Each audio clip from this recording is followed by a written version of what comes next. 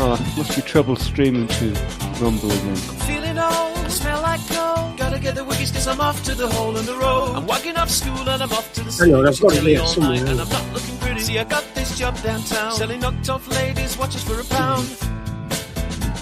For a really dodgy man that I met in a dodgy cafe. You know, he said to me, the girl who sold these yesterday wasn't selling very carefully. Police came along and took her and all my watches away. So if you see some coppers, you grab my stuff and leg it, boy, right away. I'll be in the cafe. I'm just a boy from Sheffield, making his way through life. I'm just a boy from Sheffield, making his way. I'm just a boy from Sheffield, making his way through life. I'm just a boy from Sheffield, making his way. So it's been a few hours and I haven't sold enough for my bus fare home. Street sell is pretty tough, so I turn on the drum for the lunchtime rush with a smile and a wiggle on my schoolboy touch. So the charm is working in the underground. There's a crowd of men and women gather round, and the watches they are going, the money is a flowing. Think I'll touch a little extra, stick it in my pocket, spend you later. I'm just a boy from Sheffield, making his way through life. How are you, David? Sheffield, making his way. I'm Paula. I'm just a boy from Sheffield, making his way through life. I'm just a boy from Sheffield, making his way. Hey, mascara. Sold a watch for an hour and I'm dying for a slash. I've had enough of this, so I'm off for a piss. Then a quick walk back round to the cafe. Sitting at his table, drinking tea. Looks at me suspiciously. Then with a glance at the watch, he says, how did you do? He paid me a couple of quid. Then he said, would you like to come and work another day? I said I'd come back down on Friday. And to that he said, okay. So with £2 in my pocket and another 5 in my shoe, I nipped down to Castle Market where a man who looks like Leo Sayer is selling pots with cockles and prawns. You make me feel like dancing. Then off back to dinner on the Wiggers and then home. I'm just a boy from Sheffield, making his way. I'm just a boy from Sheffield, making his way. I'm just a boy from Sheffield, making his way. I'm just a boy from Sheffield, making his way. I'm just a boy from Sheffield. Fuck are the Wiggers? I'm just a boy from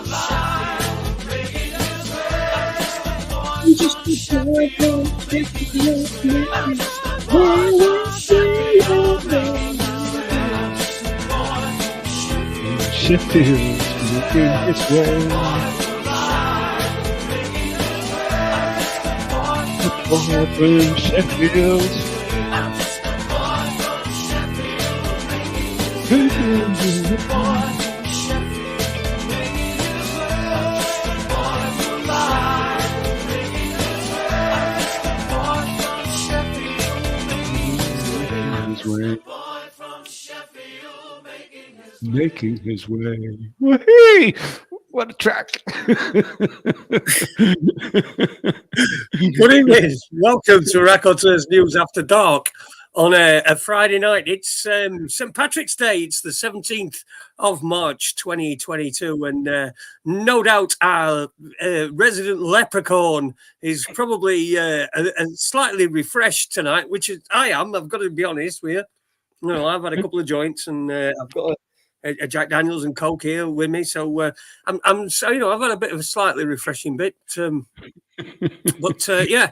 How are you, Jimmy? I don't know. I feel about £1,000 lighter since I got rid of the beard. Yeah, the beard is gone.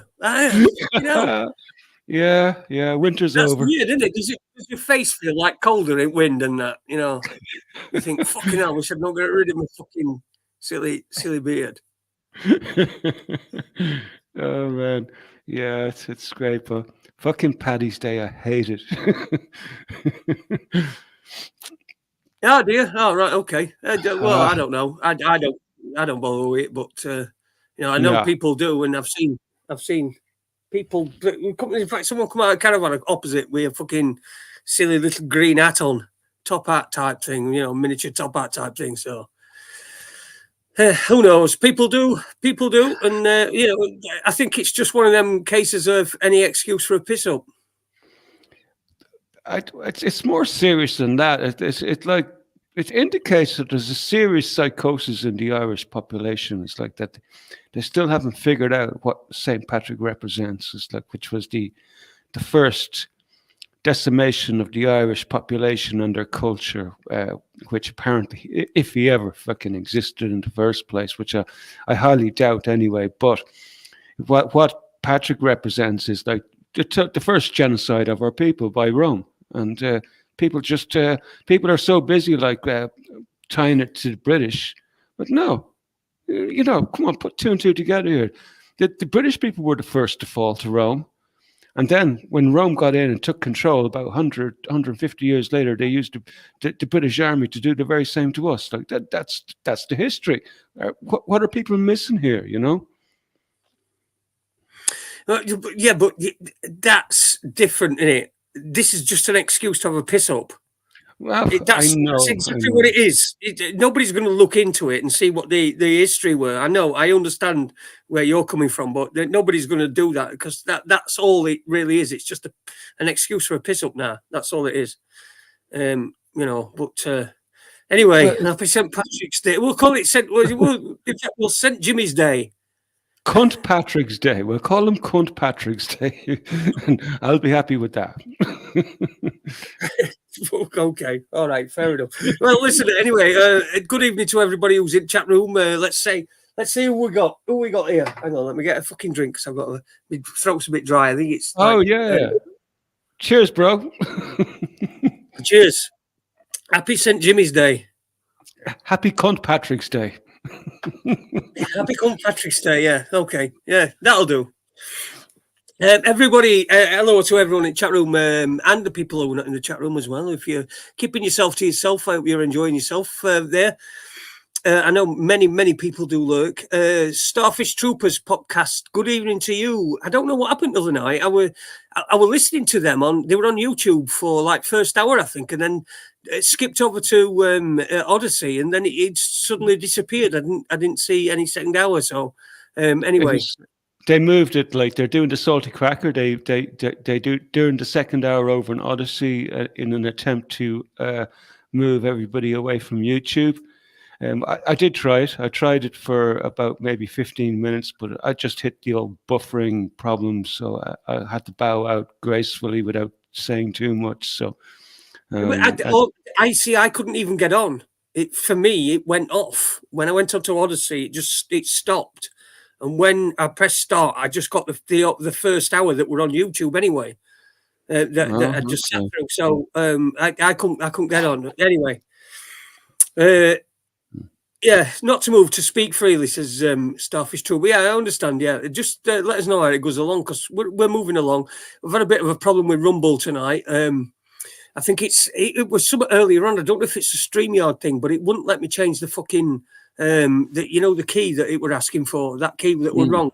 It wouldn't let me change it. It kept going back to the one that were there, and I couldn't edit it like I used to be able to before. So, something that I'm going to have to get in touch with StreamYard about. But yeah, we'll be, we're going to be routinely going live on Rumble as well, and then at least people know where we're going to be if YouTube decides to drop an axe upon our heads because we're not really very profitable for them. And I know we don't do much harm, but we probably could do. When YouTube seem to be removing everything, I've noticed that they've removed that Andrew Bridgden speech today. Yeah. That's been removed by YouTube. So, I think we know where they are on that. But anyway, good evening to Paula, Spanish Chicken, Tony, Nonviolent Extremist, Chris, Turtle, Luxury Turtle, and good evening, Luxury Turtle, Staff Troopers. Let me see, Paula. Good evening, Paula. El Freedom UK, Robert, Dr. Robert, not a Dr. Robert. Good evening to you, mate. And anybody I missed out? Chris, Mascara Snake. Good evening. Anybody I might have missed out? Kendo, good evening, Kendo, and Chris have already said. Trisha Morticia, good evening to you. I hope you're well, and I hope all your animals as well are well as well, because I do know that you've had a few problems with your animals and stuff. Heartbreaking, but that's why you have a minute, so that they can break your heart, because nothing else can in the same way. David as well, good evening to you. And Debbie Catchpole, a new name for me. There's quite a few new names in here. Good evening to you. Yeah, so let's start off with this. I mean, Let's if not it's forget been Rich banned T. by YouTube, I mean, are we going to be okay talking about it? How are you, Rich T, by the way? So, Andrew, this getting banned on YouTube? Sorry, Say Jane? that again. Who would you say got banned on YouTube? Are we having? Well, the Andrew Bridgeton, Oh, the yeah. MP that's done a speech today. Is the one come out against, and well, not against, but sort of asking questions about certain things that have been going on in the last couple of years. And I noticed that he did a speech today, and I think there were about another 2 people in chamber at 600 and odd. And I thought to myself, well, you see, this, you see, anybody might ask why is there nobody in there? I mean, just to even hear them. But you see, the reason why they're not in there is because if MPs have not heard it, it doesn't exist. Right. So if they weren't in the chamber when it was said, then they've not heard it and it doesn't exist, so that they can't be held accountable afterwards. That's the reason why there were nobody there. There will be nobody there, because they can be held accountable afterwards. And if they don't know, if they're not there, then they've not heard it and it don't count. So they can, plausible deniability sort of thing. It's weird. Weird the way that the parliamentary system works. Did you actually get to hear him, did you? I didn't know. I've not heard him. No, because I've had stuff to do today. I was actually listening to good? it, so it was brilliant. He wasn't saying anything that any of us here in the chat wouldn't know. Right? He didn't say anything, but obviously there's an awful lot of people out there who would never have heard it. But obviously this went out on the TV, so anybody who does actually follow the House of Commons debates and stuff like that, because they're televised as far as I know, so that at least they would have gone out on mainstream media, I presume, despite what happens on YouTube. But obviously it was up long enough on YouTube for me to get a handle on what he was talking about. So it was no new information, but just the basic facts about what's going on, about efficacy, and about comparison of the numbers of people who actually, if what he was highlighting basically was the actual numbers of people who died from the plague, and the numbers of people and the risks involved with actually taking the treatment, and the numbers are astounding. We've been getting these numbers coming out of Germany.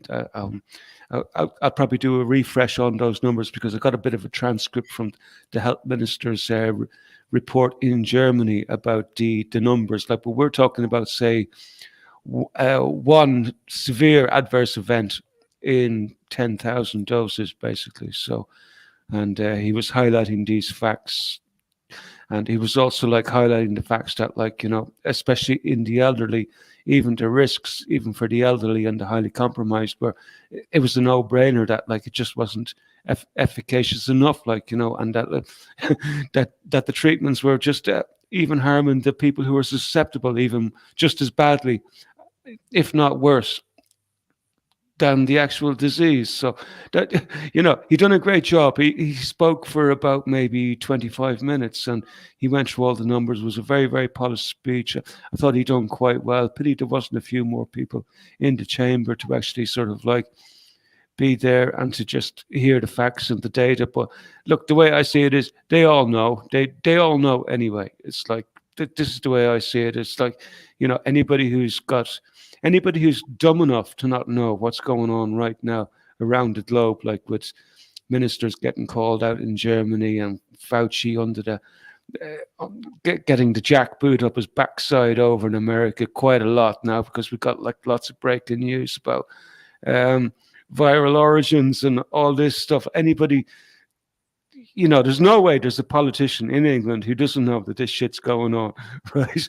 So I don't know why they're so offish on not being in the chamber for this. Like, they must see the writing is on the wall right now for this whole narrative. Yeah, I think they've got to, won't they? I just want to say, sorry, go on, mate. No, carry on, Jay. Carry on. No, I was just going to say. I just wanted to say, good evening to Bandit Buster. I've not seen him in for a while, but evening, Bandit Buster. He always sends me really weird messages. I mean, they just like that really random, out of the way messages talking about things that I've just got no. Talking about a TV show or something that I'm never going to watch. But yeah. Anyway, good evening, Bandit Buster. Gotta love your passion and everything, and a big hello to your wife as well, Bandit Buster, Mrs. Bandit Buster over there. But yeah, that's the thing. The problem is with the UK Parliament, they've got such a tight etiquette that they have to follow. That if they don't follow that, then it's a parliamentary. There's some sort of thing that they go on. It's like a technicality. It's like you can stop it at any point. On technicalities, which is what they're basically doing. And they all leave, and they all can say, "Well, I don't know about that and they can say that because they weren't in the chamber at the time when it was given to Parliament. This speech." If anybody else didn't attend work at the appropriate time, what would happen? Like, you'd be docked wages. You might even get pulled before the disciplinary board. Like, are they not supposed to be working? Well, exactly. I mean, you would have thought so, wouldn't you? But they're not. They're probably on their the government mobiles on TikTok. I mean, that's got to be the most obvious bit of legislation, right? Is that on government mobile phones, on work mobile phones, they're not allowed to have TikTok. Now, why the fuck would anybody that gets a phone as part of the job, that's obviously an adult, why would they have TikTok on their phone? Why? I know. I wouldn't even allow it on my phone. Never mind a fucking government official. Fucking ridiculous, man. I'll tell you where they were. They were all snorting cocaine in the toilets at the back of Westminster. That's where they were, because apparently the traces of cocaine and the quantities of cocaine apparently found on the toilet lids is supposed to be phenomenal. Yeah, exactly. Yeah. Yeah. Yeah. Or they're either in the bar. They're in the bar drinking and getting. There's loads of videos where you can see members of Parliament. They're studying Parliament and they're clearly off the fucking tits on summit. Whether they're coked up or whether they're pissed or whatever, I don't know. It depends what your what your fucking what your tipple your thing is. Yeah, exactly. Yeah, but yeah, I mean they're all fucking, and you've got a subsidised bar there as well, so it's subsidised. So these cunts who are getting paid a fucking fortune, a fortune, so that they can not turn up at work, so that they didn't hear something. It's like you saying going, a disciplinary meeting, right? You're at work and there's a disciplinary meeting and you've got to attend. You're supposed to attend, right? It's your disciplinary. You don't attend, and they impose a sanction upon you, but you've not heard it. You see, it's the same fucking logic. That's what they're using. So that they've not heard it, so they can't do out about it. They don't do out about it because they've not heard it officially. Weren't in House of Commons. Anybody who were in House of Commons has then now got to acknowledge that was said. But anyone that weren't, done. So can't be questioned on it at all. I don't. It's just fucking. It's just a complete about. Just like fuck you. Stick it up your fucking arse. But, I had to laugh though at the official response though. The official response to Andrew Bridgen's comments and his speech was like just following the same narrative, like the usual narrative. Well, we found that like it's been highly efficacious reducing the amount of hospitalization. You know, the usual story. That was the control narrative response, which was at the end of Andrew's. And it wasn't even the official minister who was responding back. It was some kind of adjutant or whatever they're called. Like, I don't know what they're called. Some sort of like a minion of the official health minister who's given the sort of like the narrative response. So anyway, sorry, you were going to change subject maybe or something. Yeah, we're going to move on. We're going to talk about I mean, what's going on in Holland? Because has there not been some like elections and stuff, and a newly formed party, which is on behalf of the farmers and stuff that have been protesting, has won a significant amount of power in these elections? I don't know. Did you know about that? I assume so, since your nickname is Newsfeed. Well, yeah, like it's like I had a story from the Gateway Pundit, basically, and they were talking about a political earthquake hit the Netherlands. Now, I'm not sure if a political earthquake would be an appropriate term to use, like, but anyway, this party, this BBB party, which is the Boer-Burger-Beweging, or the Farmer Citizen Movement. So that's the BBB, Boer-Burger-Beweging. Burger is obviously citizen, so, and they rode a wave of protests, and these were the people who were organising the protests against the government's environmental policies, and they look set to have won more Senate seats than Prime Minister Matt Rutte's. Is that his name? Rutz or Rutte? Rutte, Conservative. It's Rutte, isn't it? Rutte, yeah. So anyway, the BBB was the strongest party in the provincial council elections in all the Dutch provinces except for the Utrecht province. So basically, what they won was they won 15 Senate seats out of 75, passing Prime Minister Mark Rutte's People's Party, which projected 10 seats, and the Green Left coalition also won 15 seats. But like, basically, what's going to happen here, basically, and it was pointed out in this article, right, that and I think the very, very same thing is probably happening over in England, and the very same thing is happening in the United States, where you have a uniparty, right? So where you no longer have, like what happened here in Ireland was like with the our traditional parties would be Fianna Fáil, Fine Gael. They would be normally the two main parties. One would either be in opposition or one would be in power, and sometimes the roles would reverse. And what's been happening over the last few years is that, like, in the last elections, none of the main parties actually could form a majority. And what happened was basically all the independent parties, sort of like between them, if they had the fucking balls, could have got together and formed their own government, but they couldn't be united. So what happened was, like, the two traditionally opposing parties joined together and decided to consolidate and hold on to the power between them, even though they're traditionally diametrically opposed.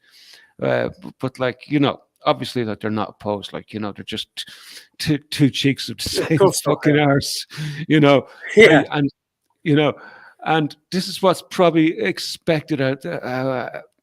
Let's see. Hold on. I have a quote here from activist Eva Vlaardingerbroek, formerly of the right-wing Forum of Democracy, called the results really bad news. However, warning of a rhino left coalition. The first election results are in. The ruling party suffered some losses, but with the help of the Labour Party and the Green Left, they will still be able to form a majority in the Senate to pass the nitrogen policies, including expropriation of the farmlands. So that was a quote from activist Eva Vlaardingerbroek regarding the elections in Holland. So, you know. How does it work in England? Are you got a uniparty, or do you actually have, like what we have in Ireland now? You got two opposing parties, kind of like being both cheeks of the same arse. Yeah, well, that's what we've got. We've got Conservative and Labour, which are both cheeks at the same arse, and the ring piece in the middle, spitting out just as much shit. It's Liberal Democrats, and they're just all fucking. the same. They're all the same. There's, they're all diversity and inclusion and inclusivity and all this fucking bollocks. There's nowhere to go. If you've got any sort of brain, if you've got any sort of brain cell, you're a political orphan in this country. You're a political orphan because you've got any fucking brain cell, right? And you've got any fucking morals as well, because you've got to have some morals. Because the cunts out there that'll go and stand for one, even though they're just as much of a bunch of cunts as the other bunch of cunts that they're trying to fucking stop you from voting for. They'll, it's just the same fucking shit. So it's just all the same crap. It all needs ripping down. It needs completely tearing down. And that, is always, blood alone moves the wheels of history. And we're never going to get past this until we spill some until some blood is spilt. And that's not me wanting that. It's just that I think that's the way that it's going to end up. Yeah, I'm there myself. It's inevitable. Too. Yeah. If there's going to be change, there's going to be fucking upheaval. There's going to be fucking, not the sort of hardship. The hardship that they tell you. They always say, we're elected to make these difficult decisions, and we're making all these difficult decisions. They're not difficult for them. They're not going to be fucking impacted by the shit that they do, because they've got plenty of fucking money, because it's mostly monetary, and that's how they fucking control people. If you can keep people like completely well down and on a poverty line and worrying about where the fucking next 5 pence, they don't give a fuck about what you're doing up the top, fucking hoarding all sorts of fucking this and property and all that shit. They're not fucking, it's a proper, the game's rigged, as George Carlin says. Game's rigged. It's a big fucking Ponzi scheme. Fucking Ponzi scheme. It is. It's a Ponzi scheme. Yeah. The whole world is. The whole world is a fucking Ponzi scheme. It's worse than that. You think, right, that it's fucking bad enough at the top, but if you think about the people at the top, right, they're just fucking screwing everybody, right? Everyone's just getting screwed. It's indiscriminate.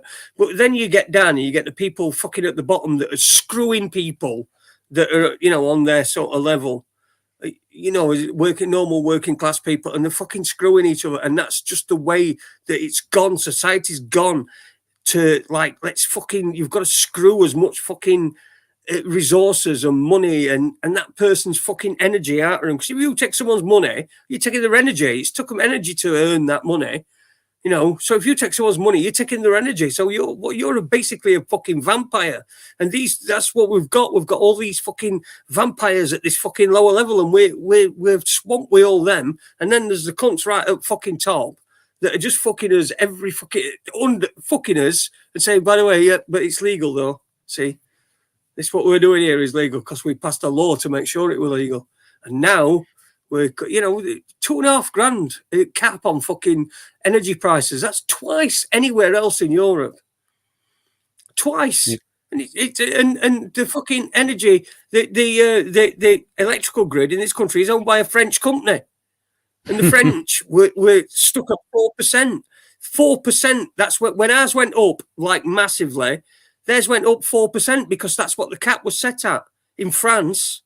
But a French company in this country can just fuck us. Let's fucking just bend over. Get your big fucking red, white, tricolor fucking dick and shove it up my arse. But the French won't fucking have it. You see, they're on the streets because they're going to fucking put up the retirement age. And the retirement age, they're going to put it up to something like 2 years below 64. Ours. So they're putting it up to that. Yeah. To 64, exactly. I mean, what is it in this country? It's about 67, 68. Are you serious? So they want to put it up. Yeah. It's not 65 anymore. You don't retire at 65. Oh, fuck. No. You've got, what did fucking Jeremy Hunt come out the other day? Didn't he? In a newspaper column and said, if you're 50... If you're in your 50s and, you know, you can't think about retiring, you've got another 20 years of work at graft left in you. Fucking 20 years, fucking still, what's the work till you're 70? You know, it's just incredible. They just sit there and say these silly things that don't mean fuck. They don't mean anything. They mean nothing. They just say these things, and then you get anybody that can see it becomes so incensed about it that the vision gets blurred, and they just want to hate at it. And that's not the way that it needs to fucking happen. What it needs to do is we need to, like, whenever something like this happens, it needs jotting down, and it needs putting something together so that we've got fucking evidence all over the fucking place, and then we, you know, then it needs some organisation. We need some organisation on our side. But we can't get any. Why? Why can't we get any? Oh, because, you know, we even fucking turn men against men and women against women. You know, you know, the old, it's men against women. It's now they turn men against men and fucking women against women. It's just never ending. It's never ending division all the time. You've got to say this. You've got to say, you've got to use my proper pronouns. No. If you're clearly a bloke, you're going to be called he by me. That's it. You know, if you want to call yourself a she or fucking whatever, I don't give a fuck. But, you know, you're going to be called he by me. You've got a battered nation like the rest of us, you know. And like I've been watching what's been going on in England, and even in my time in England, I was part of the protest movements there. Like I was part of the anti-poll tax movement back in the day, and you know, if you go back even to the miners' strikes and how viciously that they were taken down by the military arm of the government, like, you know, so in a sense, like, you got a battered nation who have never been able to fully sort of like realize their own potential, really, because they've just been beaten every step of the way, like with batons and tear gas, you know.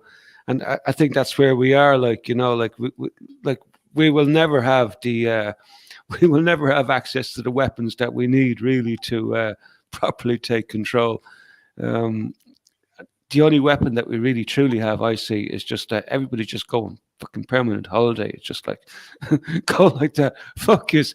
And but unfortunately, like, you know, a lot of these government, like, they have everybody controlled by drugs these days. I don't know what it's like in England. Last time I was in England, like, the drug situation seemed to be very, very bad. Like, a massive amount of the population addicted to the pharmaceutical class A's and stuff like that. It's getting like that here in Ireland now.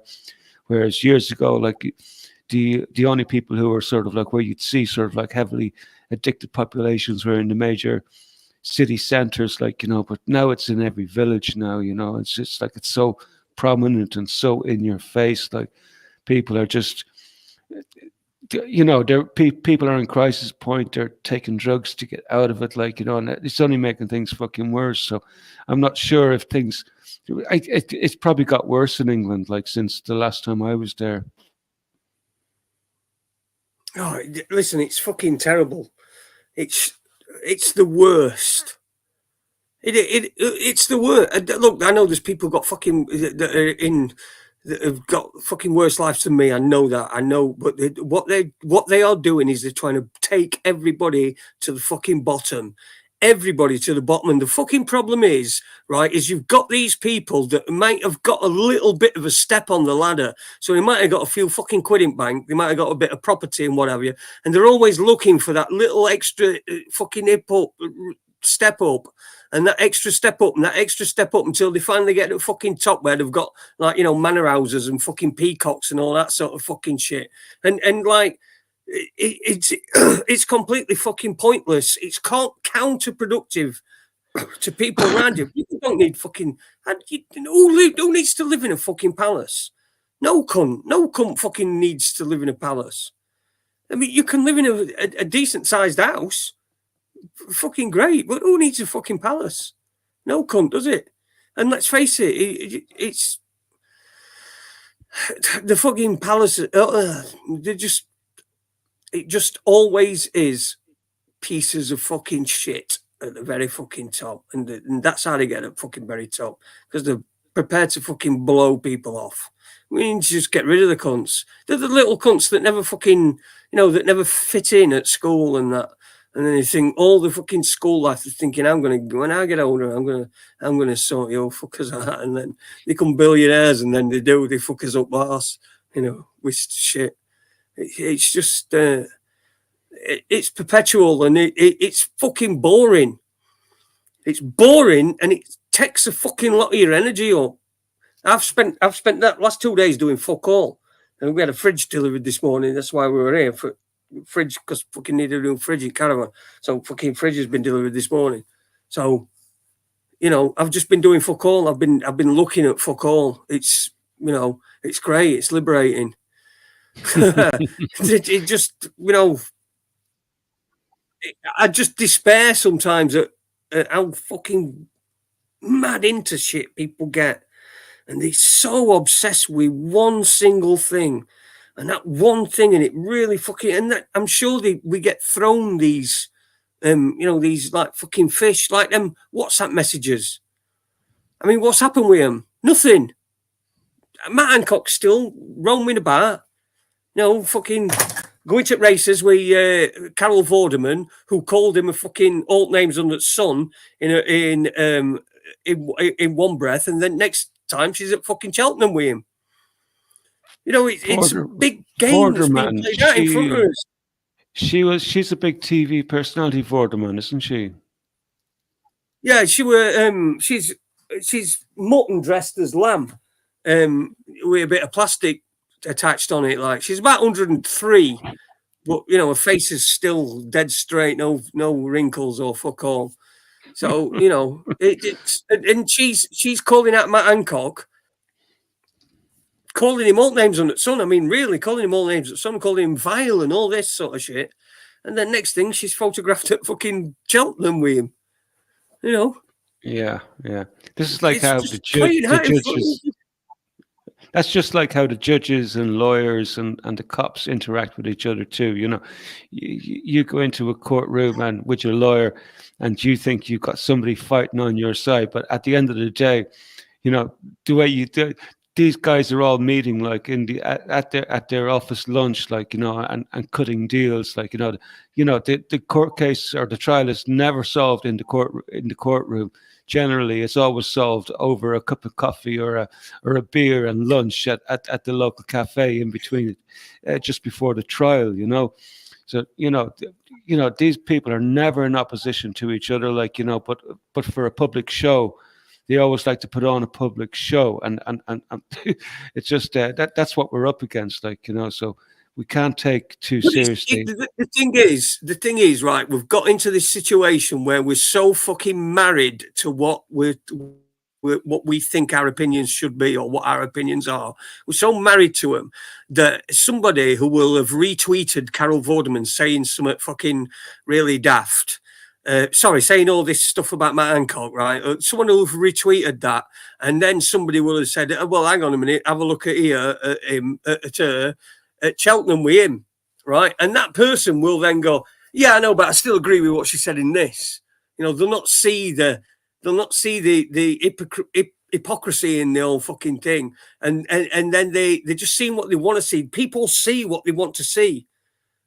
And you know what? They'll level that at somebody like us. We want to see, we want to see the corruption all around us everywhere, because that's why we see it, because we want to see it.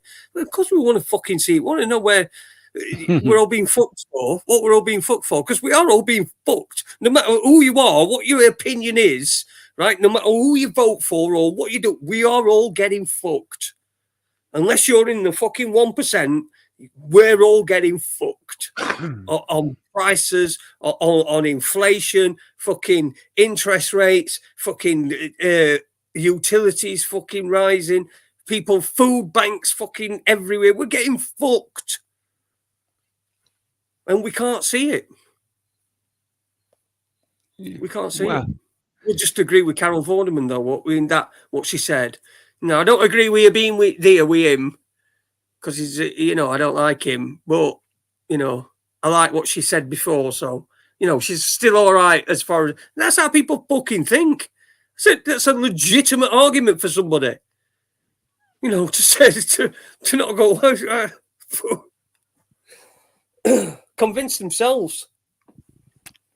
I was thinking that she was on Countdown, but I just couldn't remember. It's been so long since I watched television. Like, but I thought that she was on Countdown. Oh, she was a good-looking woman out there. So she gotten very old looking, has she? Did she get? She's not very old looking. Listen, she's not very old looking. She just is very old. I think she is about 103, right? So she's not very old looking. She's got this thing. Obviously, they've ironed her. Someone's ironed her she probably gets ironed every fucking morning. She's probably got no feeling in her face at all because there's that much surgery gone on it, and she just gets ironed up. Somebody puts a fucking air grip on the back of her head and crunches all fucking skin up so it flattens it out. Some fucking daft shit like that. That's what probably happens. That reminds me of the Doctor Who thing. Remember the Doctor Who? And there was the face. The face. She was the last remaining human from the future, and all she was just the face. And they had her stretched out, and she had to keep getting moisturizer put on her face every day. Do you remember that? No, I never watched Doctor Who. Right. I never watched it, man. I never watched it. No, I never watched it. Probably too scared. You know, as a kid. Don't want to be doing that, man. Anyway, yeah. So what were we talking about? We were talking about Matt Hancock, weren't we? And fucking Carol Vorderman. Yeah, but how nothing has happened from the WhatsApp messages, and I don't believe anything. Yeah. I don't think anything was meant to happen. The news cycle moves on. It moves on, and people in media will say to you, "But that's the way. That's the nature of the beast." It's because you're making it the nature of the beast. No one's going back and saying, "Hang on a minute. Before we start fucking talking about this, what about this? Let's fucking get this sorted out before we start talking about this shit." That's in background. It's there, and we'll fucking deal with it. But this is what happens. Or we'll let someone else deal with that. No, because it's not for fucking good at people. It's for their own fucking good. Propaganda. How much money they're going to get from fucking advertisers for, you know, all this fucking, this gay shit that's going on. I think the average gay person would be fucking completely abhorrent about fucking, feel abhorrent about fucking the shit that's going on at the moment. What's this here? Oh, Carol, when I see you on Countdown, it'll make me want to pull my pants down and pop a finger in my brown. Come to the gang. Come to the gang. They're all right, them, aren't they? They're them. Come to the gang. That's probably a proper song. Listen, while we're on the subject, they were while I were watching football tonight, the commentators, because it were on iFollow, Sheffield Wednesday's channel, like on iFollow, and so I'm watching it, and the commentator was reading out tweets that were coming in, right, and he read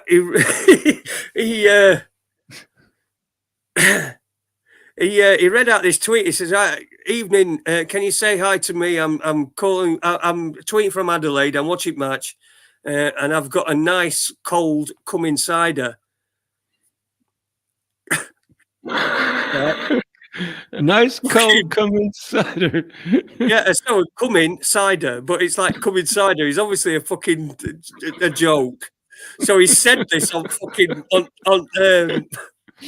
he said it on fucking commentary, and his co-commentator obviously knew about it. But then right in second, because that went in first half. Me and my missus were laughing his fucking heads off. Coming cider, drinking a cold can of coming cider. Anyway, in second half, he starts reading it out again, and then says "come insider" again. I'm also having a cold come insider. Somebody had tweeted in like, and the co-commentator went, "No, we'll stop that. We'll not be reading any of that anymore." And then he said, "Why? Like, what's up?" And he said, "Just leave it." And he went, "Oh yeah."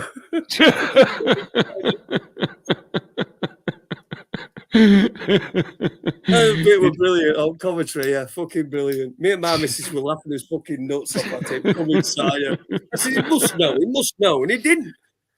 He showed it second half, he didn't fucking know because he did it again. There's some smart cunts out there on the internet, you know. There's some really great ones. The meme cannons keep coming. That's proper cider in Australia, apparently. Oh, right. Well, that tweet were from Australia as well. So yeah, I think it's a real cider.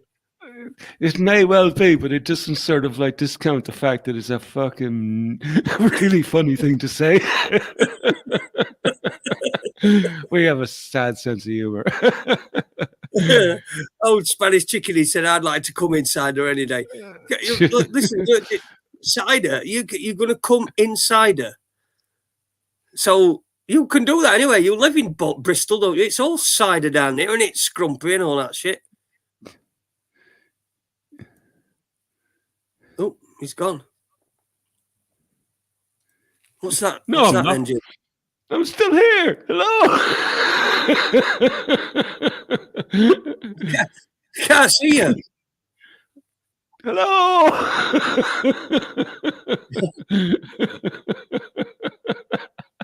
I'm just having to come insider.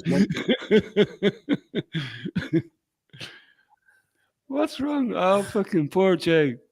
Poor Jay obviously thinks I've just disappeared. No, I don't. I can see you. I can just about see you. Well, I wanted to read that. Yeah. I saw that. Did you see the video of that? What did you make of that video? I remember the last time we were talking about this. I was just thinking, like, because I was talking about Larry Johnson and the way he was talking about, the Russians just dropped some fuel on top of them, right? He says, how the fuck did that happen? The video was brilliant. I have to say, the skill on some of those Sukhoi pilots is just unfucking real, man. You imagine what the speeds there, the opposite speeds. So one's going one speed and others going opposite direction, and to get it, brilliant. Yeah, keep in mind now, he was coming in from the rear, right? So these MQ-9s, right? They have the propeller at the rear of the craft. So obviously the video cam footage was from the rear camera, right? So he was coming in. He was basically doing probably zero speed at that stage, right? And when he was coming in, like, because, you know, obviously, like, just to get the angle fucking right. I've seen some photographs of some of these Sukhoi and MiG fighters and what they can do, especially the Sukhoi fighter jets. Like, they can bring those jets down to nearly ground level, 6 foot off ground level, point the nose up in the air, and they can just hover about 6 foot off the ground, like, before bang, taking off up, like, you know. It's just amazing what those jets can do. Like, they're much more superior than the American F-35s in a lot of ways. Like, you know, I'm not saying like they're totally superior, but I think in a fight in midair, I think the Sukhoi pilots will probably win that battle. You know, but the fact that, like, the fuel dump, I'm not sure what the fuel dump was about. Like, I've been trying to get my head around what the fuck was the whole point of this taken down of this Raptor drone, and the only conclusion that I can come to in my own head about it is that this is a technology transfer, right? This is like the Americans passing technology on to the Russians. I've got a report there just a bit earlier on about let's see if I can find it. Like, the Russians apparently got there first, right? Oh shit, didn't mean to do that, but holy shit, I'm all over the shop here. That wasn't supposed to do that, but just give me a moment just to catch up. But the Russians apparently have got there first. The Kremlin naval salvage vessels are reportedly operating off Crimea in evident bid to locate the lift drone. There's a Telegram channel that reported that the two vessels sailed near to the suspected location, south of Balaclava. So basically, what they found is that the Russian military are already there at the site, and they're already got the operation in progress. They're in the process of recovering that Raptor drone. Even though I was listening the other day to the spokesperson for the Pentagon, and he wouldn't specify that it was a Raptor drone. he just, you know, he was asked specifically, was it a Raptor drone that got taken down? And he wouldn't specify. All he would say was an MQ-9, and he wouldn't go any further. So we'll just have to assume that it probably was a Raptor. If the Russians intended to take that motherfucker down, they would have fired a missile at it. Like, you know, obviously that thing was supposed to be taken down intact, right? So I'm thinking that, like, some nefarious characters working inside the American military have sort of like organized this event, that this is a transfer of technology. This is a transfer of technology of the Raptor capabilities and the software, even though they say that they're able to wipe the whole operating system and everything before it goes down. What's the bet that something might have accidentally gone wrong in the taking down of that jet?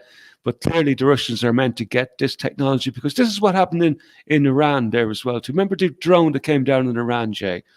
And Iran got like they started building drones based on the American military spec of the drones that they took down there. This is obviously, to me, this is a technology transfer. It's condoned. Like, there's no call to war. There's nothing. It's like, oh, it's all okay. The Americans are not too busy or in a hurry to go in and to recover that drone. Obviously, like, the Russians are meant to get, in my mind, or maybe I'm mad, I don't know.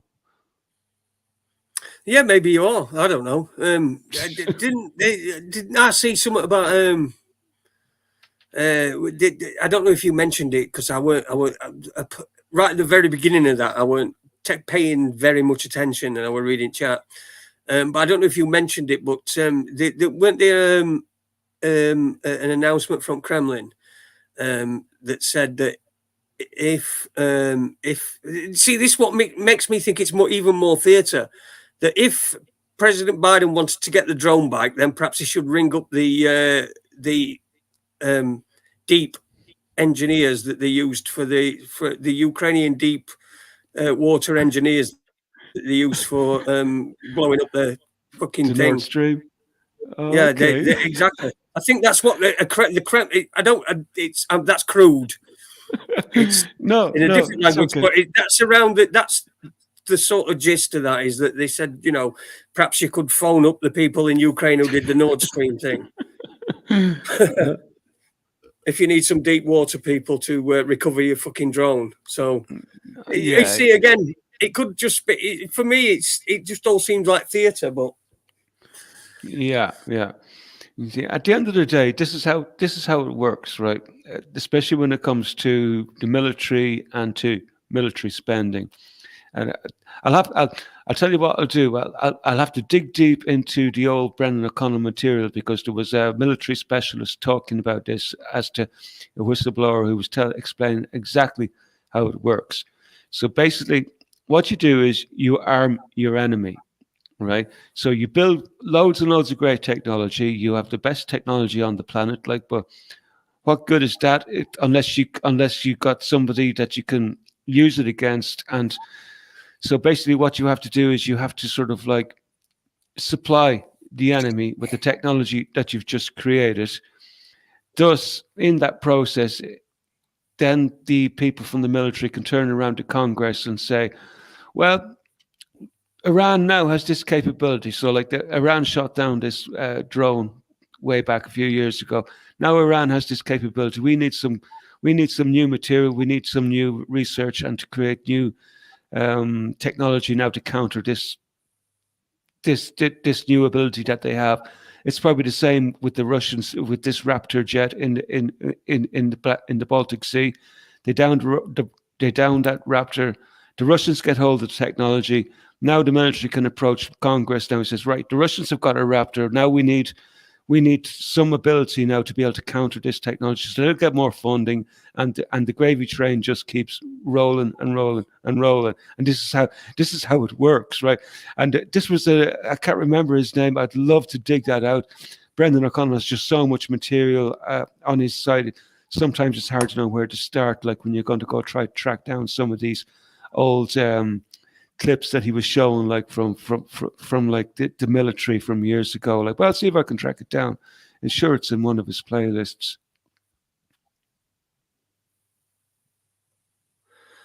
Yeah, like you say, again, it's just industry, isn't it? It's just the industry of war. That's what we've got. We've got a war industry now. They go from place to place. It's a touring industry. It goes to Afghanistan. It goes to Iraq. Middle East is like it's. I would imagine the Middle East is a little bit like it's bread and butter. The war machine, because they can sell arms all day long to these two because it's just never going to stop. But it's like a moving roadshow. It goes from different places. Syria, we've had Afghanistan, Libya, Ukraine, and before that they were Yugoslavia. All these places that can be easily destabilized and can be turned into cash cows, and they fall for it every time. People are falling for it every time, and not asking where the fucking money's going. Yeah, well, this is the thing, and do you know what? There's this Silicon Valley Bank may not be all it seems, right? And I've been doing a bit of a deep dive into what may be going on there, and there seems to be a lot of evidence which would point to the fact that like this collapse had nothing got to do with interest rate hikes, right?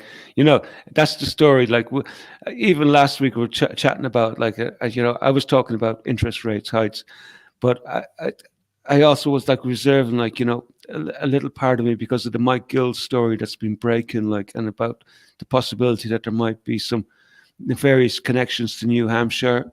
Well, I got to listen to some Mike Gill stuff there during the week, and it turns out that there are some connections to New Hampshire and the drug cartels operating out of New Hampshire in the Silicon Valley Bank, basically.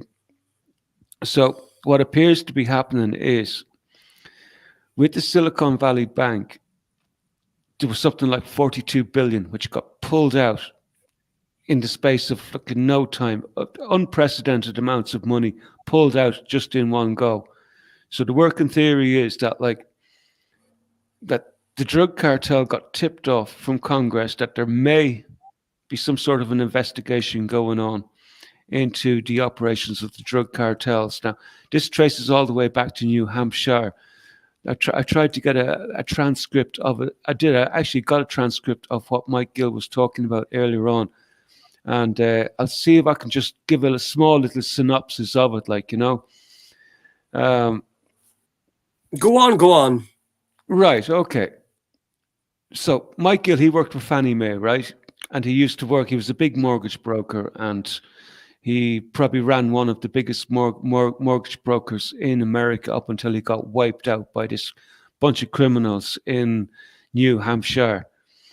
So what he's saying is basically 42 billion got removed from Silicon Valley within 48 hours. And he's suggesting that this is a reaction to something that happened rather than something that happened with the interest rates, okay? So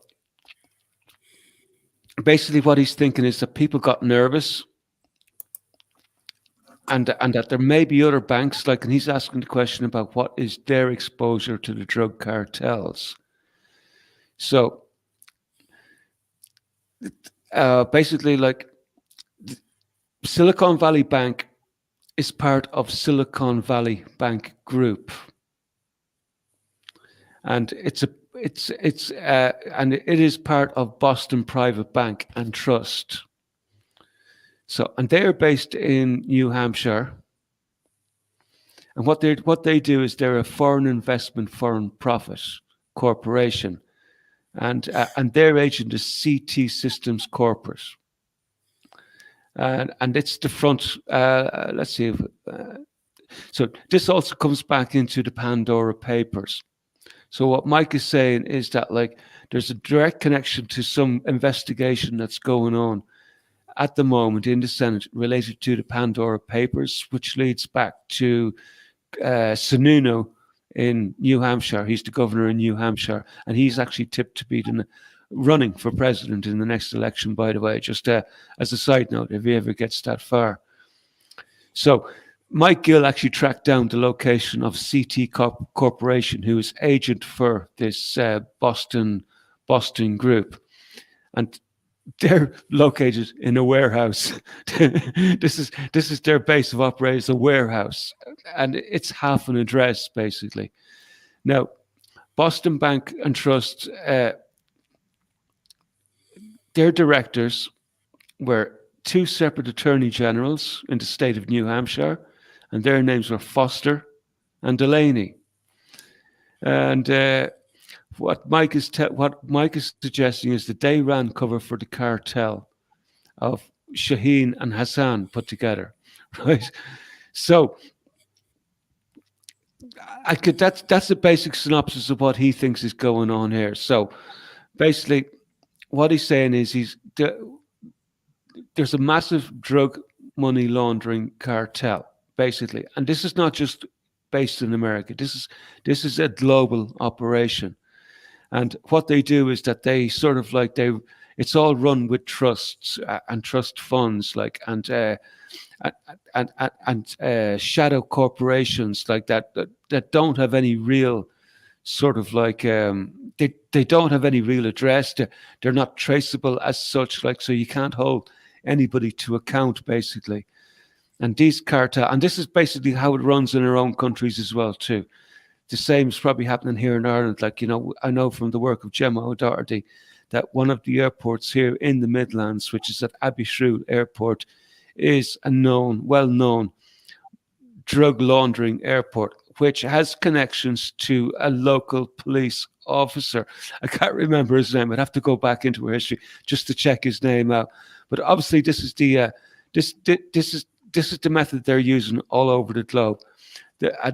What they're doing is they're bringing the drugs in, they're selling the drugs, they're selling the whole, they're running the whole drug operations. And we're talking about high-profile politicians, police officers, lawyers, barristers, you name it, right? They're running the drug operations. They're actually running the treatment facilities for people who have had problems with drugs, and they're also running the homeless shelters. And this is what we know for sure in New Hampshire.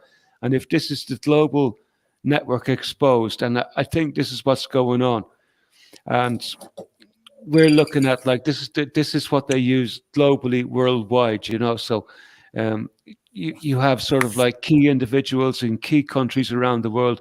They're all in charge of like running the drugs, selling the drugs, running the treatment centers, also running the homeless shelters as well too, and they're profiting at every end of the operation. So I'm hoping that what we're seeing going on in America right now, the crash of this Silicon Valley bank, may indicate that there is some sort of serious investigation in place, and that like the drug cartels have decided to pull their money out. They pulled 42 billion out in 48 hours in Silicon Valley Bank.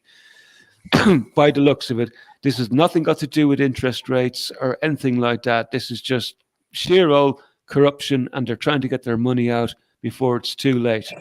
So that was Mike Gill, a short synopsis on what Mike Gill was trying to explain. Like, he was interviewed by Brendan O'Connell there during the week, and they were talking in depth into this topic. Like, and I might just throw the link in for people, anybody who, because I think the last show we done, I was saying that like I had that podcast lined up to listen to afterwards, and it was mind blowing. It was absolutely mind blowing. So when I find that link, I'll just chuck it into the chat there. So anything to add on that, Jay, or anything that you might want to say about that? No, it's. I think you're pretty much on top of it, aren't you? It's all a Ponzi scheme. That's essentially what all these things are. This were a big fucking woke. I mean, spent a load of money on like woke issues and climate change, and supporting Democrats and giving donations to Democrats. It's go woke, go broke. But yeah, the corruption, it doesn't surprise me, and the drug dealers. What an ideal place to hide, in amongst all these free-loving gay people with rainbows and fucking unicorns coming out of their asses. What a great place to hide your money. Who's going to fucking suspect them? No, so it doesn't surprise me at all. It doesn't surprise me at all. I don't pretend to know what's going on. I don't pretend to understand it. All I know is someone's getting fucked, and it won't be the bloke that's sitting in the great big mansion place. It'll be someone in his fucking basement that's lost all his fucking money, and that's the sad fact about it. And it fucking pisses me off. Somewhat chronic. Well, I'm kind of a little It makes me want to fucking smash this on my own head. I'm kind of a bit more optimistic, Jay, because do you know what? I'm thinking that this whole Ukraine business and this failure of the WEF, it looks like things are not going their way. I'm starting to think that perhaps there is a push now to take down these cartels. My only worry would be that like some other nefarious fucker would just, rather than take down the drug cartels, just take the business over for themselves and use it for their own pleasures rather than just try to solve the problem. Because like we have a clear problem in our countries, like with drug abuse, and it's like it's just, and I'm not just well, like obviously like there's fentanyl and there's heroin abuse and cocaine abuse and then there's also the other side of it, the pharmaceutical industries and their pushing of very, very dodgy products, and they're making a fortune out of these dodgy products which have never been tested properly in humans. And Andrew Bridgen like came out with it clearly and quite eloquently there today in the session hearing in Westminster, like, and he just spells it out as clearly as anybody could. I'm pretty sure that speech will come out somewhere on some other platform at some stage. But I'm kind of hoping that there's a pushback and that there's at least some good people left in the proper places to be able to make a difference. I mean, at the end of the day, Jay, these people have wives, children, homes. And they want them to have a future as well too, especially their children. Like, you know, so we have to always never give up hope that there is good in the world. Like, you know, there's no doubt there's good left in the world. Like, and even in the people, even in the top echelons, there's got to be people there who are very, very worried about what they see is going on. Yeah. Of course there are. You've got these people don't have they do have families and stuff like that are affected by these things that are going on around them. It's whether or not they have any empathy at all, because it just seems that there just seems to be a complete and utter lack of empathy, just all around, everywhere, lack of empathy. But I will say this, right? Okay, we're talking about these things, and we're talking about that they seem to be on the increase. But I think that we're just seeing them a lot more. They're more pushed in his face. I think these still are like exceptions to the rule for normal people. I think most normal people accept that if you're if you think you're a man in a woman's body, that that you shouldn't be having your tits chopped off at fucking 15, 16 years old. They leave people until they're old enough. I mean, you've got to be a different person when you're a grown-up than you are when you're a teenager. And there's more and more evidence that people that are like transitioning and doing things to themselves, mutilating the body. And there's somebody that's had no choice but to have a part of my body fucking chopped off. I find it highly fucking. If I was, I'd be offended by it. That somebody would voluntarily chop some of the fucking body off. It's highly offensive. But they're encouraged. They're encouraged to do it. If someone said to me, "I feel like I'm a woman in a man's body," I'd say you're mentally ill. You need to go and get some help mentally. Don't fucking, don't go rushing into anything, because it seems that these days, if you want to rush into it, then you're more than accommodated. If you're, they'll put kids, prepubescent kids on hormone blockers and things like that, and it's they're fucking just screwing the lot of us, screwing us Yeah, over. but who's screwing us though at the end of the day? And I think Well, this is what it comes. they're all screwing us. Everybody that's screwing it, everybody that takes a child to a fucking drag fucking show, they're screwing us. Right? What they're doing is having an effect on society. Whereas society is, and remember how susceptible people are to things that they perceive are in society. That if they perceive that in society it's okay for that to happen, then that's what's going to happen. Is people are going to think that that's normal. There needs to be more and more people speaking out. In fact, there's tons of people speaking out about it. Yeah, Kept apart from anybody that's not got that same view, or that might they're sheltered. People are sheltered from things like that. You know, an extreme view like a man is an actual man and a woman is a woman, and there are differences and there are things that are exactly the same. But you know, you can't make them both exactly the same because there's overlapping things that's the same, but as a whole, we're different. You know. Only small amounts, but we're different. Yeah, but I think we have to keep in mind too that, like, with the power of the media these days, that all it takes is just a few people just to create the impression, right? And then all you need is for a media to run with it. And like, if you have the media reporting on just say a small portion, that, like, if we take if we could agree, for example, right, that very few of us know very many people who are trans or have any tendencies of that kind.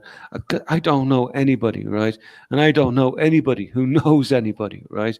And so if we could take it out, if that's just a small little cross section, right? Just me, myself, what I see around me here. I don't know anybody who knows anybody even who's trans, or maybe they might have heard of somebody from somewhere else, like, but personally I don't, and I don't know anybody who does. So that's just me. That's a small cross section. So if we were to expand that view to every other individual, I would imagine, like, the amount of trans people in the world is so few. It's they're irrelevant, right? And all you need is just a nefarious character running, like, most of the media corporations, and with a few lobbyists in key places and in government high places, and a few politicians just to run with this. That's all it takes to totally distort perception, because everybody just gets their news off the television. Like, not everybody is well informed as, say, us here, for example. Like, you know, all it takes is just a couple of corporations just to run with the fucking perception of it, and there you go. Like, wag the dog, how easy it is to create a perception of a war, like, you know. Yeah, no, and reality doesn't even have to, like, bear any fucking resemblance to you know, to what we're being shown. Listen, I'm just going to get myself a fucking drink and have a piss. So you talk. Sure, man. Sure. So anyway, just me on my thoughts. How's everyone doing? Some good comments there. Can't keep up with all of them, like, at the end of the day, but I have been paying attention to them. So anyway, one thing's for sure, we're all on the same wavelength here. I'm fairly sure about that, you know. So, but personally, I don't buy into all this trans bullshit. Like, I really don't. I think it's just such a LARP, right? It's just it's a mind game. It's a mind game, and it's been, and all there is just a perception of what of what's actual, what things are in reality, you know. So I don't pass too much heat on the whole trans thing. Like, I do think it's pretty sad, like, what's happening to some children out there, and how, what gets me is, like, how anybody who could be in care of a child would even consider butchering that child in such a manner like before it was of age and capable of making an informed choice about what they should be doing with their body parts. That's wrong, and clearly, like there will be a reckoning coming for these people. Anybody who's done anything like that, like because I say, like I think we're living in a changing world. I'm very very positive about where we're going to be going once the cards of this. Once this straw house starts to collapse, like, and that's all it is. You know, I'm watching it every day. Like, it's just like there's more and more stuff coming out about this scamdemic. Like, it's just unreal. Like, what was the where? What did I do with that little story from the from the dude in Germany? Credit Suisse, Japanese going. Oh God, yeah, yeah. There was the Japanese. I don't know if I don't know if everybody caught up on what the Japanese was out in the Japanese government there the other day. The government of Japan is urged to tell the truth about the number of injuries that were being caused, especially excess deaths, by being caused by a certain treatment. Now, there was a Japanese lawmaker, Mr. Yanagase Hirofumi, Japanese politician who's a member of the House of Councillors of Japan, and he accused the government of covering up the do you know what mRNA treatments, injuries and deaths. So he went through a whole pile of numbers, like, you know, and basically what he's saying, I think he showed a panel and with all the numbers on it, and he's shown in Japan in 2022, 1.58 million people had died, the highest number since World War II. It seems very, very high. Number of deaths exceeded 1.58 million. This is actually a transcript from what he was talking about. Compared to 2021, the number of deaths had increased by more than 140,000. So in Japan, like, they seem to be getting some serious numbers coming in. I mean, Japan already had a decline in population anyway, and for various reasons. Like, but I think this is just exacerbating the problem. Like, you know, so you're back, Jay. I was just talking about this Mr. Yanagase Hirofumi from Japan. Did you catch up on his little speech in the Japanese Parliament? No, I've not. No, I didn't. Yeah. But I got sort of like I got the gist of what you were saying. Yeah. We're looking at unprecedented deaths in Japan. Like, it's like, whoa. And they were already having a decline in population issue anyway. And this is not going to help at all, you know. No. Especially, I mean, it's not so much the excess deaths; it's the what sort of damage happens to the fertility of the people that have that don't die. You know, that it's fucking crazy. It's crazy what's been happening to fucking world. I just wanted to just bring in what you were talking about. I was talking to my daughter back before when you were talking about trans. And that sort of shit. And you were saying, I don't know anybody, and I don't know anybody, yada, yada, and I don't know anybody, except tonight I was talking to my daughter, right? And my daughter's 25. She's 26 this year. And we were just talking. Now, she's got a younger sister. After I left, her mother had another relationship and had another child who was considerably younger and still at school. And she said that Emmy, my daughter, told me that her sister was at school, and in her class there were two people who identified as some sort of animal, and they were told that they had to call them whatever fucking weird name that they wanted, but they identified as some sort of animal. I mean, this is what's going on in schools. Because she said to me, she said, Dad, if I had when I've got kids, if one of them came home from school and said they wanted to be a fucking bunny rabbit, they wanted to be called a bunny rabbit in future, I'd say, tell them to fuck off.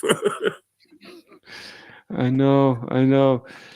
Hey, do you know what? I actually got stuck into watching Wednesday on Netflix the other night. Are you familiar with Wednesday? No, the Sheffield Wednesday, yeah, but not. Yeah, what I suspect you're talking about. You're talking about Adam's Family type thing, isn't it?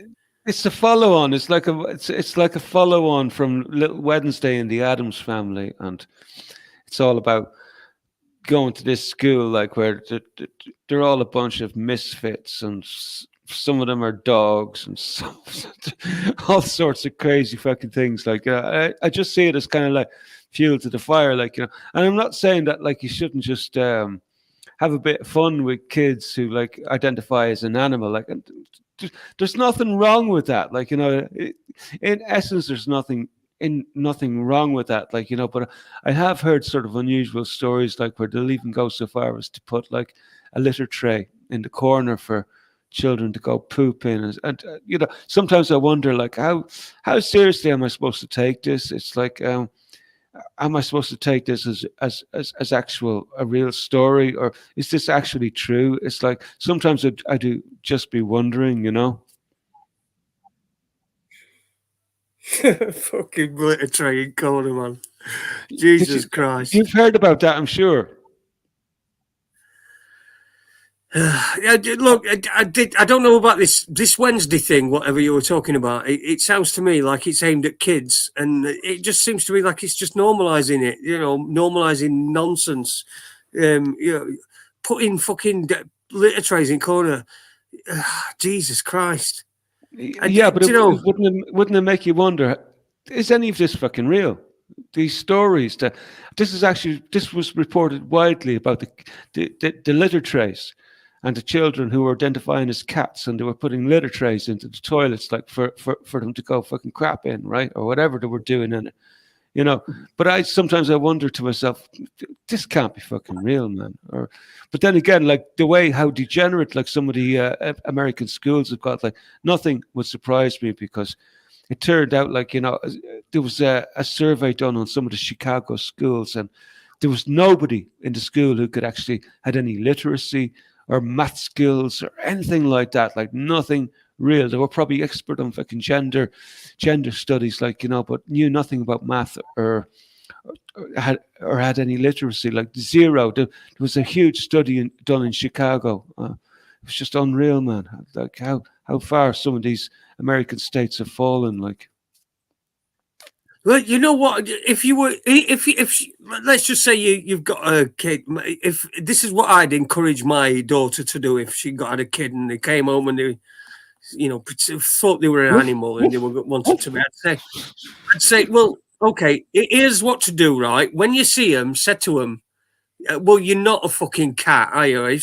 saying they're a cat, you're not a cat, are you? And they say, yes, I am a cat. I'm not. You go, no, I know for a fact you're not a cat, because cats eat their own shit. So then, if the kid's really committed, they're going to eat their own shit, aren't they? Because they're not going to know. Kids are stupid. You know how thick kids are. They won't even know. They won't even think to look it up on Google. Do cats eat their own shit? They just take it from you. You know, because you're an authority figure, the parent. And they just say, oh, right, okay. So then they'd either, if they're really committed, they'd eat their own shit, or they can fucking stop this nonsense. Kids are stupid, is right. That reminds me of a story. Me and my last girlfriend, when we were together, like, she had a little fucking 8-year-old at the time, and he was, one evening, like, he was there, he was messing around with one of those little round batteries that you put into a watch or something like that. He popped it into his mouth, and he was looking up at me, and next thing, he swallowed the fucking thing. Next thing you know, we were fucking running to a fucking emergency room with the little cunt. All right, well, just give him a laxative and let him shit the fucking thing out.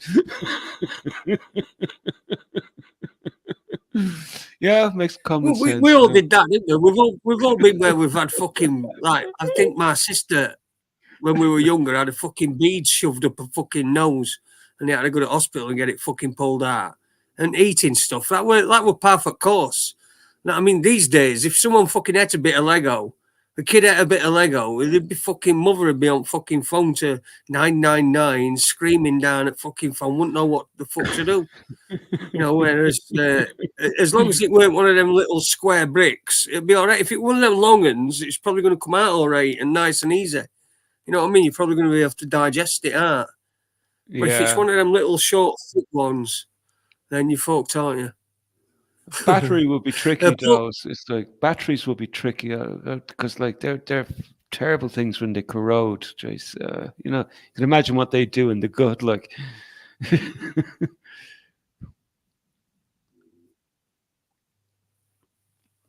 But you see. Anyway, yeah, you're right. Kids are fucking stupid as fuck. Yeah, you're fine. They are fucking stupid, though, aren't they? Yeah.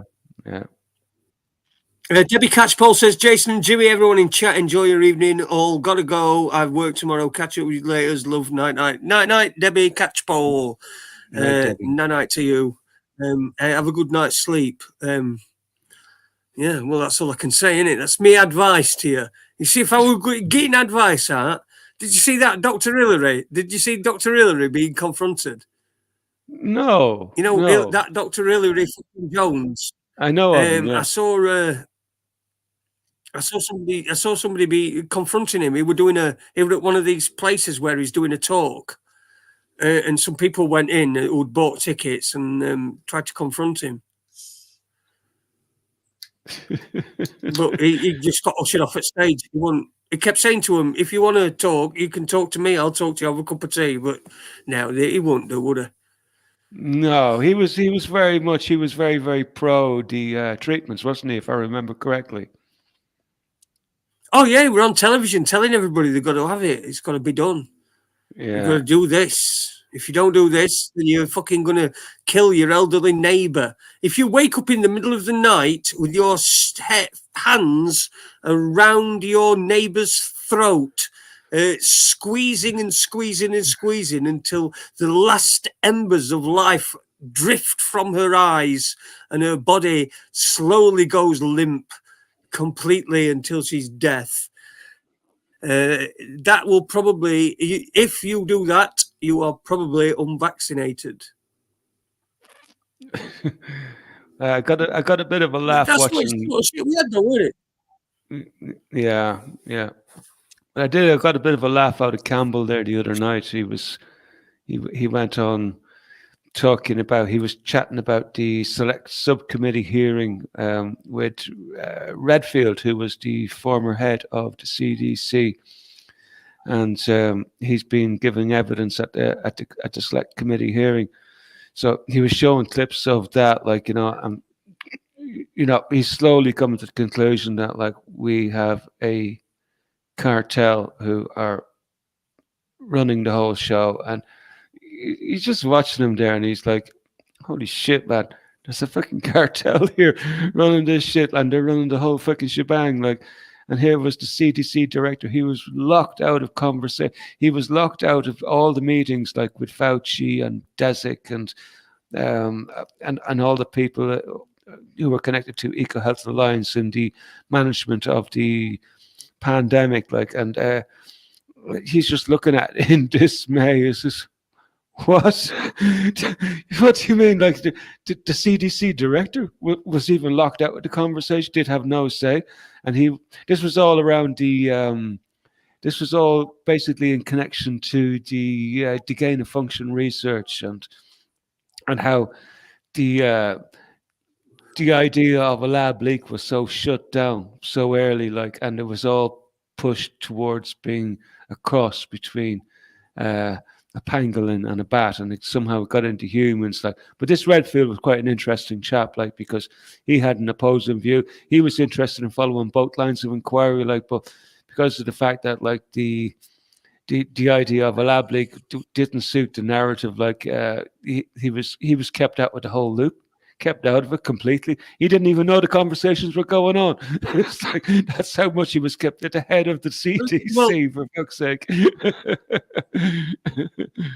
Well, you see, now you've mentioned pangolins, I'm suspicious. I'm suspicious of them little cunts. Shall I tell you why?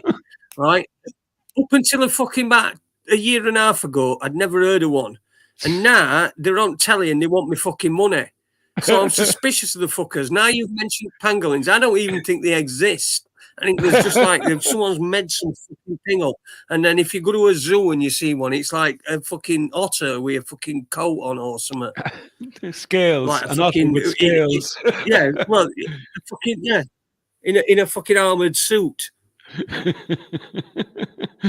Battle hardened. Fucking pangolins, my arse. Fucking pangolins. I never heard of them. Never heard of them.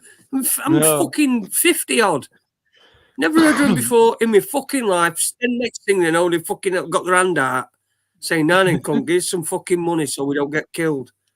Fucking hell, I didn't even know you existed, man. The fucking hell am I supposed to do? If you get wiped out, I'm not even going to have known if you'd have not fucking popped up on my telly. Did you see that? Anyway, I think we're back done, aren't we? No, yeah, we can be, but I'll just finish up with this one. This chick from the Pussycat Dolls. They are an American girl group, dance ensemble. She came out and she started to tell her story about what happened to her as a result of the totally safe and effective treatment.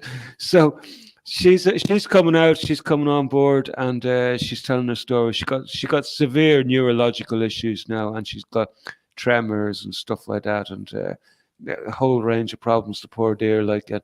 I have no clue about her music or anything like that. Now, couldn't care less. But the fact that she's coming out and talking is a good sign. You know, it's just more fuel to the fire. So there's a lot of these stories coming around. And then there was another story. There was another story as well too. Yeah, before we quit, did you hear about the little kid up in Glasgow the other day? I think he was 15 years old or something like that. Dropped dead at the sports field. Heart attack. No. You didn't hear about him? I think I've seen a couple. This was in the last 2 days. God, where is he gone? Where is he? If we can get his name. Yeah, here he is here. What's his name? Andrew McKinnon, 15, playing football. He's in Edinburgh, in Broomhouse Road area of Edinburgh, following this incident at Forrester High School. But despite extensive efforts, paramedics were unable to save him. So basically, he's a 15-year-old dropped dead on the pitch, basically. Unreal.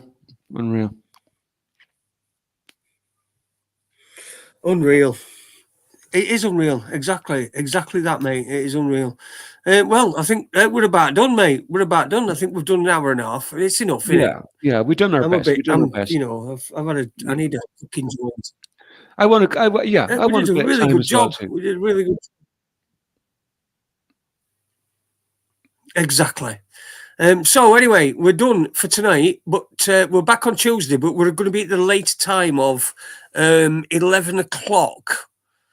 Okay, so 11 p.m. on Tuesday night, we've got Bart Sibrel coming on for 45 minutes as part of that. But the whole show will be a couple of hours as usual. But we've got Bart Sibrel on from, I think it's either 11 or 12. So one or other. If it's 11, then we'll start at 10. Just keep a lookout.